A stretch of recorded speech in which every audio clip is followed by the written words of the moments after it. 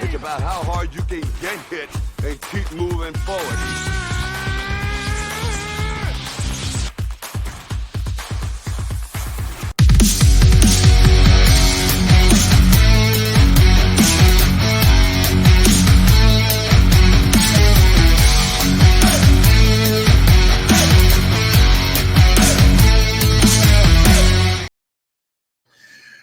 Welcome, everybody, to another edition of Cage My IQ.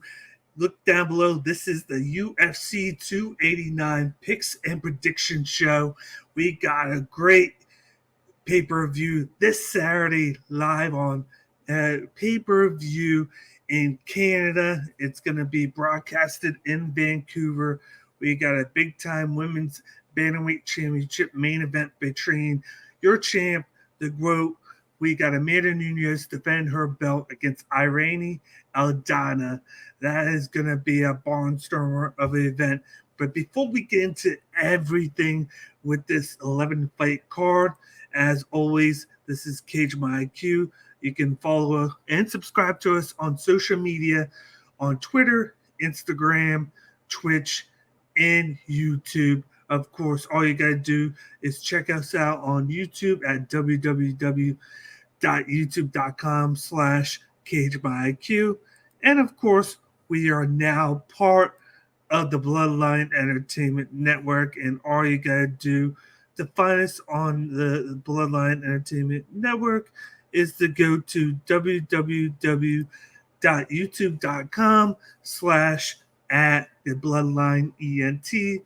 Subscribe and hit the notification bell on the YouTube channel so you see all the content that we have on the Bloodline Entertainment Network. We got everywhere from MMA with my show. We got a bunch of wrestling shows. We even got Twitch running. We got Gaming with the Bloodline with Devin, our tribal chief. And then we got the First Lady, JD. She comes on every Monday and Tuesday.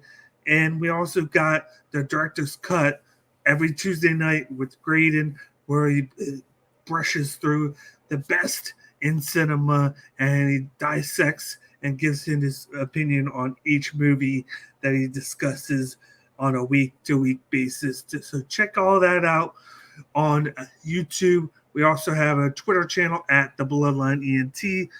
Hit the follow button on there and check out all the stuff that we post on there. And of course, lastly, we got the Cage My IQ merch. All you gotta do, you see right there, FightersFirst.shop. You got the Cage My IQ collection right there. The link is in the bio section of this video. We got 3 new shirts out now with the new logo, as you see right there in the middle. We got it in white, we got it in green, and we got it in gray. So check out the merch at FightersFirst.shop. Mike Ginn, it makes the magic go in there with wrestling, MMA, and combat sports shirts and apparel right there. So check out FightersFirst.shop and buy one of our shirts for Cage My IQ. Let's break down all the action right now for this week's UFC 289 event. We're going to start with the action right here. The first fight that we have on the card is a women's strawweight matchup between Diana BELBITA, who's the -105 underdog, going up against Maria Oliveira, who is the -115 favorite. I'm going with the favorite here with Maria Oliveira. They got similar styles with kickboxing, and they're very violent with their hands. They're all about getting in the volume. I think Diana BELBITA is more about the power in her punch and the movement, whereas Maria Oliveira, she's very scrappy. She is the quicker fighter. I like the leg kicks that she mixes into her striking, and then she likes to get the fight to the ground. I know last fight you had the fight against Vanessa Dinopolis, who controlled her on the ground because she has a higher level of jiu-jitsu. But with Diana BELBITA, I think BELBITA is going to be more successful to be taken down by Maria Oliveira. Oliveira is going to be the more stronger opponent, and she'll be able to get into the clinch body lock style and to trip her down and to control a little bit. And that's where she's going to be able to throw those elbows in the clinch and get in the top guard and do some damage there. So I got Maria Oliveira pulling this one out by decision victory over Diana BELBITA. The next fight that we have on this prelim is a flyweight matchup between David DVORAK, who's the minus 175 favorite, going up against newcomer Steve ERCEG, who's the plus 150 underdog. I'm going out on the limit, and I'm going to go with Steve ERCEG here to win this one by decision here. I love the fact that he's coming into here. He's on a hot streak. He's won his last 5 fights. And for a flyweight division, he is deceptively strong at 5'9", to where David DVORAK, I believe, is 5'4", 5'5". DVORAK is good at pretty much everything, but he's not great. And he's coming off of 2 losses against very good opponents who have kind of showcased that you can have success against David DVORAK on the ground. DVORAK is more better when he's fighting up close in the clinch or he's getting you down on the mat. But he's going to have a harder time with that big frame of Steve ERCEG, who is really good on the ground. He has great submission entries, and his striking has improved time to time to where he can compete with David DVORAK. I see him catching him on the feet. I see him dragging him down, and I could see a decision by just doing a lot on the ground, controlling him on the mat, and not letting David DVORAK get going. I could also see a submission late second, early third for Steve ERCEG, but I'm going to go with the underdog Steve ERCEG to win this one by decision. I might be playing this in Cage's bet slip, depending on what the lines are, but for right now, Steve ERCEG is my upset pick in this matchup against David DVORAK. Let's move on to the next fight. On the prelims, we got a featherweight battle between Blake Bilder, the minus 200 favorite, going up against Kyle Nelson, the plus 165 underdog. This is a fun matchup between 2 guys who are pretty good in the clinch. They both have power in their hands. They both move well, and they can both take the fight to the ground if they want to. But I'm going to lean towards the newcomer Blake Bilder in this one, and I'm going to go with round 2 knockout. I think Kyle Nelson has power in his hands, but we've seen at times to where he starts out very strong in the first round, and then he starts to fade as the fight goes on. You see less power in his hand, you see less movement, and it kind of just starts to just hang in there and trying to steal round 1, and then he tries to steal round 2 or 3 by just hanging on to his opponent, clinching in, and doing just enough to steer a second round to win by decision, unless he can get a knockout. Whereas we saw in his debut in Australia, Blake Bilder was very well-rounded in his wrestling. He can wrestle for days cardio-wise, and he has power in that left hand of his. If he's standing up and striking, that's where he'll start to get a little bit tired.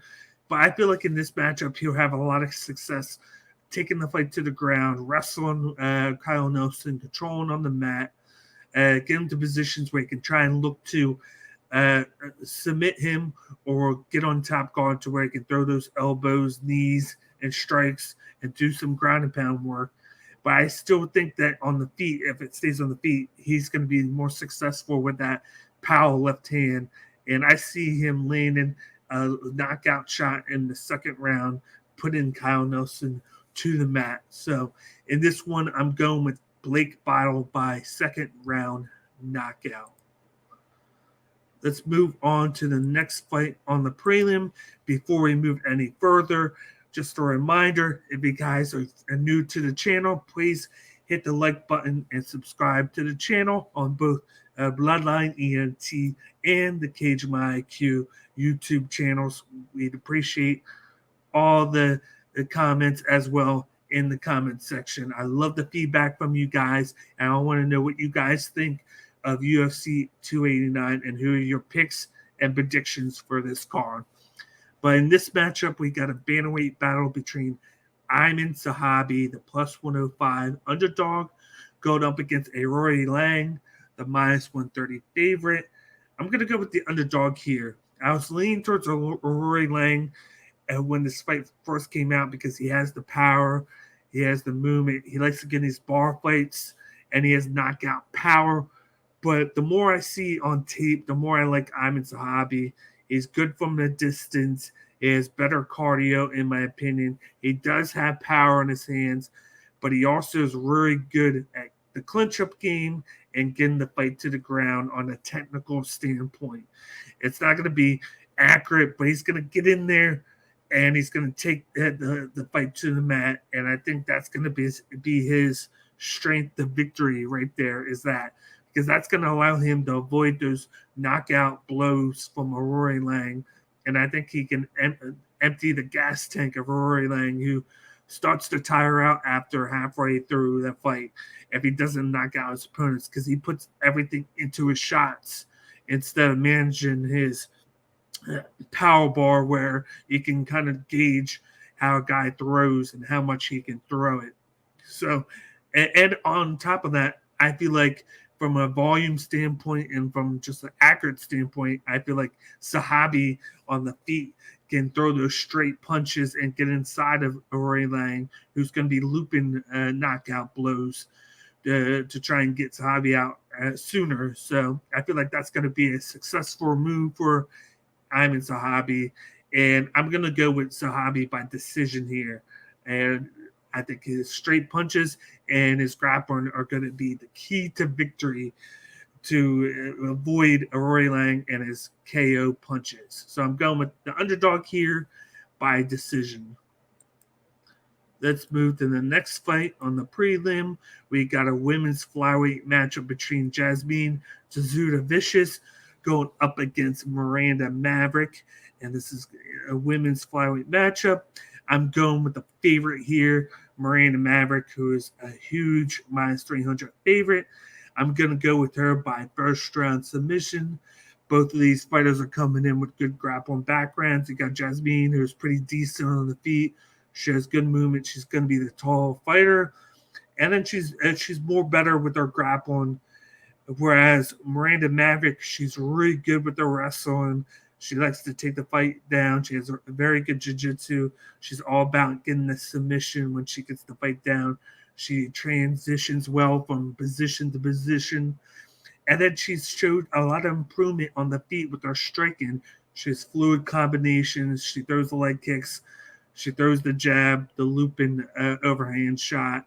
And everything is, in essence, to get the fight to the ground. And I think she's going to have very much success getting inside of JASMINE, grappling up with her, getting the takedown, and getting that first round submission via rear naked choke. I think it's going to be very easy for her to take the back. She's the quicker fighter. She has the better gas tank, and she's just deceptively a beast when it comes to what she does best. The only person that she struggled against, in my opinion, was of course, Blanchfield, and she's in the top 3 in the division. So, and I feel like that's going to be a rematch that we see in the future, because Miranda Maverick, since that matchup, has made a lot of improvements and has been a killer when it comes to getting the fight to the mat and getting her opponent to tap out. So I'm going with the big-time favorite here in Miranda Maverick to win by first round submission via rear naked choke. Let's move to the last fight on the prelims. We got the prelim main event. We got a men's middleweight matchup between Nasruddin Imavov, the minus 125 favorite, versus Chris Curtis, who's coming in the plus 105 underdog. These are two strikers with good boxing backgrounds that are looking to hype up the volume, and this is going to be a fun exhibition to watch out, because this is going to take place primarily on the feet. I don't see either guy trying to take the fight to the mat, where I think one guy is going to have the success more than the other, and that's why I'm leaning towards Nasruddin Imavov by decision, is the fact that he's better at distance striking than Chris Curtis. Chris Curtis is all about getting inside of his opponent's clinch, throwing those uppercuts, the jab, the overhand shots. He's very good at the combinations and movement, and he has good speed. But like I said, he's good at getting inside. He's not so much very good at distance striking, whereas Nasruddin is going to be the longer opponent with the longer reach. He's good at throwing from a distance. He likes to mix in leg kicks into his repertoire to outdoor his opponents, and he's better in when they're clenched up with the knees and the elbows. And I just think that he pours in a little bit more volume, and he has a very good chin that he can take those power shots from Chris Curtis. Nasruddin's all about touch and go, and that he can knock his opponents out, but he wants to touch and move on, and he wants to preserve his gas tank so he can move around for 3 rounds and out volume his opponent and get them frustrated, to get them out of their game plan, because they're just getting touched up so much and they want to get to him, and he's always a step ahead of his opponent. So in this one, I'm leaning towards Nasruddin Imavov by decision here. I'm more than likely going to play him in Cage's bet slip. I'm going to go with the money line plus minus 125, and then depending on how juicy the decision mark is on one of the bet sites when I check it on Thursday, Friday, I'm going to go with that too. So I'm going with Nasruddin Imavov in this one by decision. We're moving on to the main card now, the final 5 fights. Once again, if you're just tuning in for the first time to Cage My IQ, please do us a favor and smash the like button down below and subscribe to the YouTube channel that we have on, which is Cage My IQ, or subscribe also to the Bloodline Entertainment Network's YouTube channel as you see fit. And please leave us a comment in the comment section. Let me know what you think of the video, and let me know who you're going with this Saturday from a picks and predictions standpoint for this 11-fight card. But first, on the main card, we have a middleweight matchup between Eric Anders versus Marc-Andre Barriault. Anders is coming in the plus 115 underdog, whereas Barriault is coming in the minus 140 favorite mark. We got 2 guys that are very good in the clinch. We got Eric Anders, who has that wrestling background.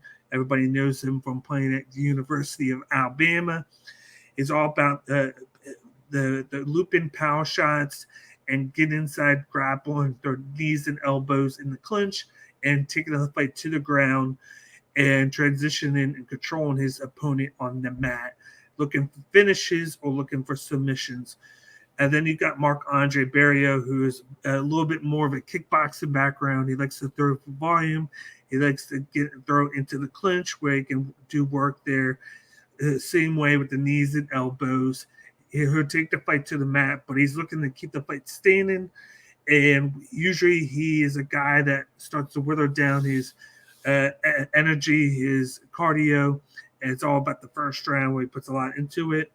But since last fight, we've seen him control his gas tank a lot better. He's been more patient with his shots, but he does mix his striking and his kicks very well together. And that's why I'm leaning towards Marc-Andre Barriault getting this done by decision. I could see him winning by knockout round 2 or 3, but I think he wins by the volume game. I think Eric Anders takes the first round with the wrestling, but then when he starts to tire out a little bit, I think that's when Marc-Andre Barriault takes over with the striking part. I think he goes from a distance. I think he'll learn to play the distance game with Eric Anders. He'll have success with it, and then he'll touch and go, and then he'll win the last 2 rounds by volume.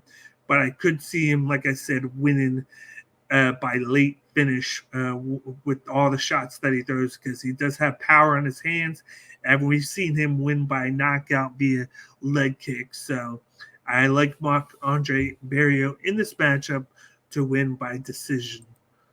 Let's move on to the next matchup here. We got a banger of a featherweight matchup between Dan Ige, who's the minus 230 heavy favorite, going up against Nate Landwehr, who's the plus 190 underdog. These guys are going to go at it in the octagon this Saturday. You got Nate Landwehr, who's a tough as nails guy who likes to take shots, to throw shots back. He takes a lot of damage. He is a knockout artist. He has power in his hands. He keeps moving forward. He tries to bully his opponents, and he's only been knocked out by knee shots in his UFC career. And then you got Dan Ige, who has that extensive boxing background. He likes to move forward. He throws a lot of combinations. He's very quick. He has a good uppercut, a good jab, and a good overhand shots. He's all about the volume, and he's not going to get bullied by his opponents. He's going to move forward, and not be afraid of who's in front of him. And I think that's why I'm leaning towards Dan Ige to win this by round 2 knockout. I feel like we're going to see the first knockout strike on Nate Landwehr because Ige's not afraid to move forward. He's not going to let Landwehr bully him backwards.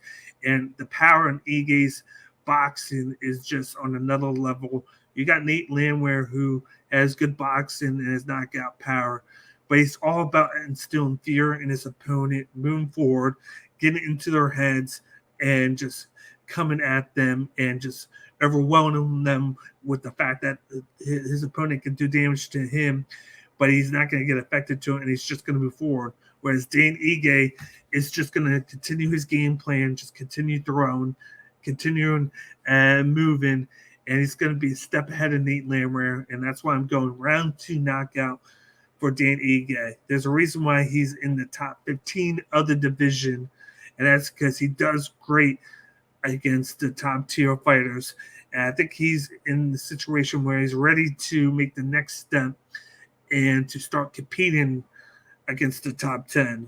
There's a difference between 10 to 15 and then 1 to 10. And I think he's ready, and he's made the adjustments to make the move up to the top 10 and then try to get those losses back that he's had against the top tier of the division. So I'm going with Dan Ige winning by round 2 KO. Moving on to the next matchup on this main card, we got a men's welterweight matchup between Mike Malott, the minus 210 favorite, versus Adam Fugitt, the plus 170 underdog. I'm going with Mike Malott, the favorite here, by round 1 sub. This guy has a knack to just knocking his opponents a stun and then to pull him down and get a submission for the victory. This guy has great hands. He has great movement. He's very technical. He's very patient. He looks for shots. He always finds that way to touch his opponent up, stun him, and then he rushes them and tries to get them tapped out before they can recover. But he's very good with the grappling as well. He's good at the body lock, the leg trip.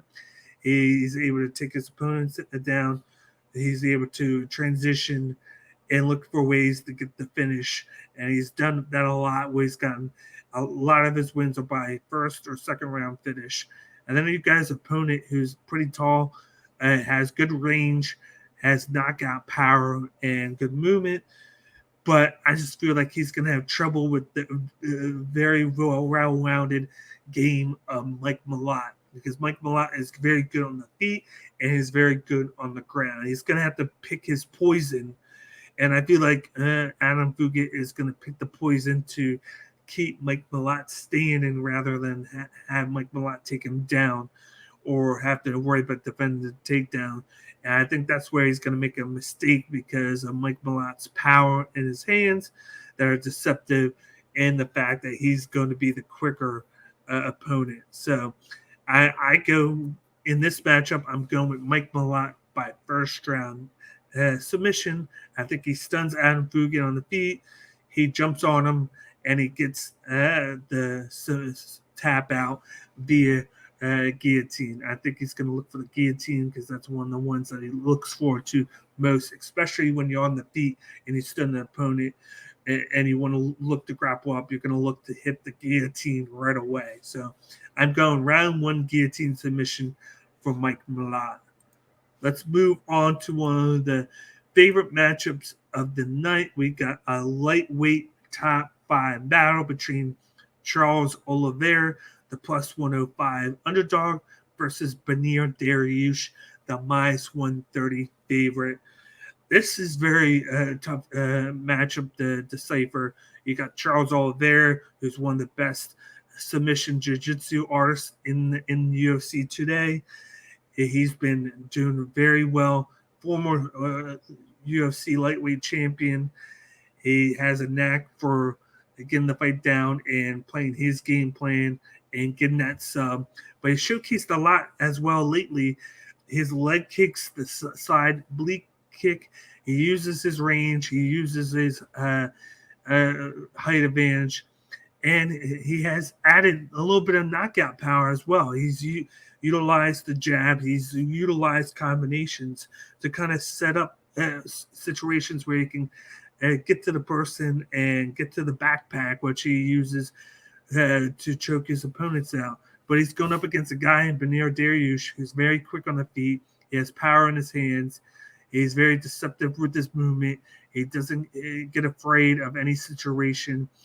And in situations of the past 4 or 5 fights where Charles Oliveira has been stunned by guys on the feet who are quicker with their hands, Beneil Dariush isn't going to be afraid to jump on top of Oliveira when he drops down to guard after getting stunned, which is usually a situation where Oliveira would drop down, invite his opponents into there, and the opponents would be kind of slow to react, and then he gets back up, recovers, and then he takes over from there. Beneil Dariush is going to jump on top of him like he's meat, and he's going to go to town on Oliveira.